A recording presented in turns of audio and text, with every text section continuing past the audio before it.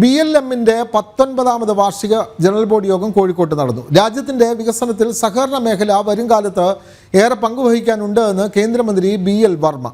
ഭാരത് ലെജൻഡ multi state housing cooperative സൊസൈറ്റിയുടെ വാർഷിക പൊതുയോഗം ഉദ്ഘാടനം ചെയ്ത് സംസാരിക്കുകയായിരുന്നു അദ്ദേഹം.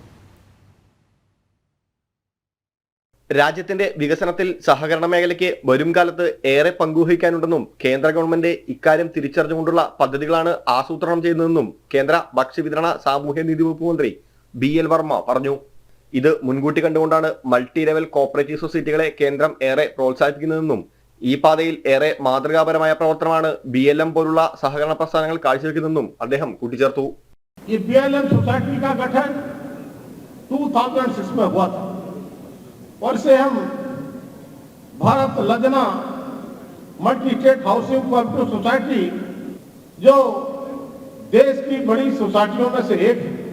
और मुझे लगता है कोऑपरेटिव का मंत्री होने के नाते मैं बहुत सारी मल्टी स्टेट कोऑपरेटिव सोसाइटियों की एजेंट में गया था, लेकिन जो कालीकट में BLM का जो एजीएम होता है अपने आप में अनोखा है.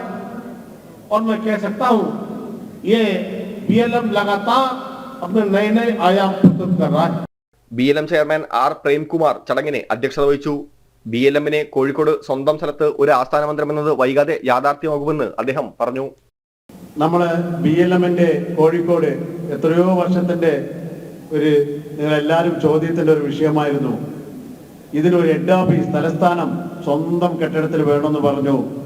അത് ഇന്ന് നിങ്ങളെല്ലാവരും മുമ്പിൽ സാക്ഷാത്കരിക്കാൻ വേണ്ടി ഇന്നിപ്പോൾ നമ്മളത് നടപ്പിലാക്കി. ട്രൈഫന്റെ സ്വന്തം അതിനടുത്തുള്ള 85 സെന്റ് ഇന്നലെ നമ്മൾ അതിനുള്ള കരാറുമാക്കിയിട്ടുണ്ട്. നിങ്ങളെല്ലാവരും മുമ്പിൽ സന്തോഷമായിട്ട് പറഞ്ഞു.